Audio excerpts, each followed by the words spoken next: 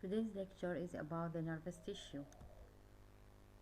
First of all, the objectives of this lecture to understand the component of the nervous tissue, embryological origin, parts of neuron and their classification and their organization into neuronal layers within the nervous tissue, and the glial cells types and function, and we will discuss also the synapses. Nervous tissue is a complex system formed by a network of more than 100 millions of neurons and their supporting cells, their glial cells. Neurons are organized into circuits that interact to generate specific function. Anatomical division is divided into the central nervous system, which is abbreviated as the CNS, which including the cerebellum and the spinal cord, and the retina, also a part of the central nervous system, while the peripheral nervous system, that abbreviated as the PNS, including nerve fibers and the ganglia. In this figure, we can see the central nervous system, brain, cerebellum, and spinal cord, and the peripheral nervous system on both sides, including the input from the nose, ear, eye, taste bud within the oral cavity, from the skin, muscle, joint, viscera through proprioception, they providing an input from the environment toward the CNS. On the other hand, the peripheral nervous system also found as an output, including either motor or secretory function to the salivary gland, or motor function to the smooth and skeletal muscles. Elements of the nervous system: we have the neurons, which are the functional cells, and we have the supportive cells, the glial cells, and we have blood vessels and meninges, which are the connective tissue covering for the central nervous system. Embryological development of the nervous system is developed from the layer of the germ layer ectoderm in form of a neural groove surrounded by a neural fold, and then later this neural fold will close, forming a neural tube. This neural tube is the principle of the central nervous system. The neurons, they are the functional cells. They are generated before birth, and they are responsible for plasticity of the CNS and the CNS. They are not mitotically active, so when they are formed during intraembryonic development, and that sees their mitotic activity, their later activity uh,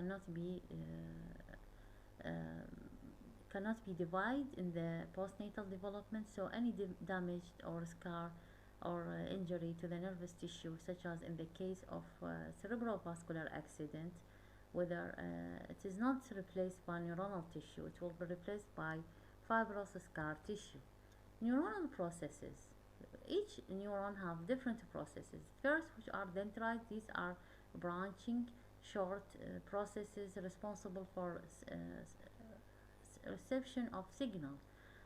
The processes of dendrite, they are branched from the pericardium or nerve cell body, and they have repeated division, may reach to 3 times divisions, and they can be expanded with their surface area by spinous processes called dendritic spines.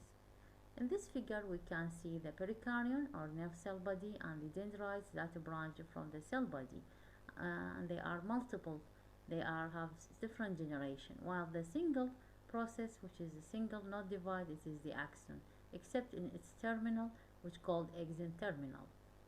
The spine have specific processes called spinous processes of the spine that increase the synaptic area.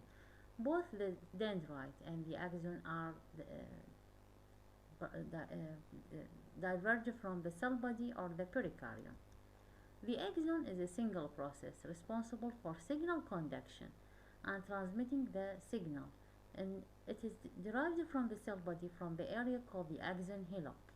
This axon hillock devoid of Nisl bodies or granules, which is found in the cell body and the dendrites. The axon cytoplasm called the axoplasm, and the plasma membrane called the axolemma. In this process, we have a multipolar neuron in this figure, and we can see the axon hillock, which is lighter in color than the dendrites, which are containing the Nisl granules with the nerve cell body.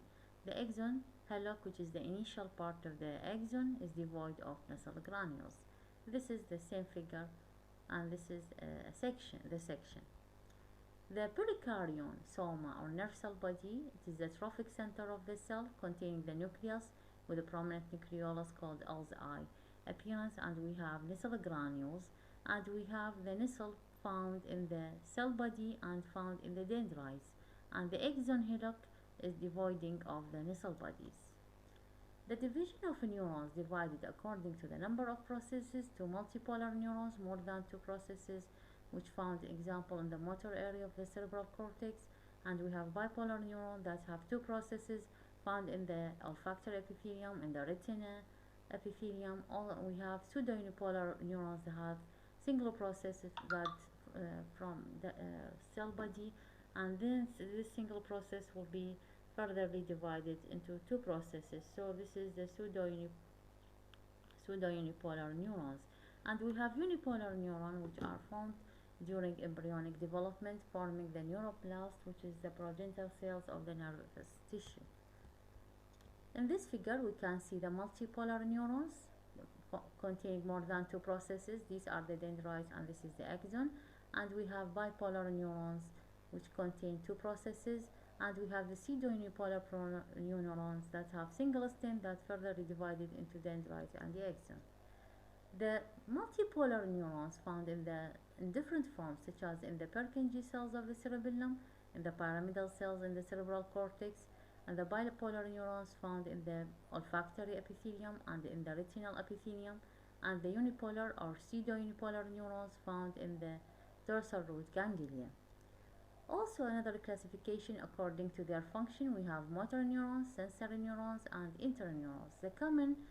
The most common type is interneurons that completing the neuronal circuits. Motor neurons responsible for output from the central nervous system, either secretory or in form of motor to the muscle, smooth and skeletal muscle. Sensory neurons are found in the input pathway of the nervous system that derived from the eye, ear, nose, and the taste bud, and also from the organ and the joint and the skin. Here we have the motor neuron, which are found in the ventral horn of the spinal cord, forming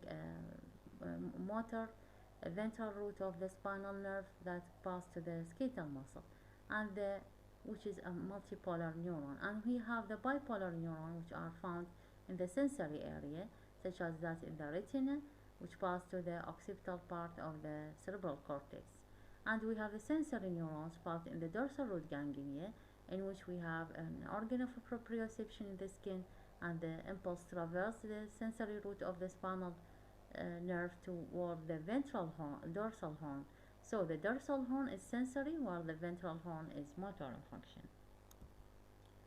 Neuronal organization in the nervous system. We have a gray matter and white matter. Gray matter found in the peripheral region, the cerebrum and cerebellum, and in the central region in the H-shaped region of the spinal cord. And in the peripheral nervous system, it's only found in the collection of neurons in ganglia, such as in the dorsal root ganglia or sensory ganglia. These gray matter are due to the presence of Nissl granules in the dendrites and nerve cell bodies of neurons, so they can be seen as gray in the fresh neurological sections. In cerebrum or cerebral cortex, they are organized into 6 layers, starting from the molecular, external granular, external pyramidal, internal granular, internal pyramidal, and multiform layer. These are the 6 layers of the neurons found in the cerebral cortex, and in fresh state they appear gray in color. While in the cerebellum we have 3 layers. We have the molecular layer and the single cell layer, which is a Purkinje cell layer, and the granular layer, and the white matter is found centrally. In the spinal cord we have the white matter peripherally and the centrally the gray matter. This is reverse to what's found in the cerebrum and cerebellum. And the gray matter, as we examined, containing neurons rich with the Nissl granules that's responsible for the gray color in cross sections. Glial cells, there are various types, including astrocyte, oligodendrocyte, Schwann cells, ependymal cells, and microglia. All are supportive in function and that not interfere with the neuronal circuit. They are responsible for nutrition, protection, and clearance of debris and transmitters. We have the astrocytes, they are star-shaped cells. We have multiple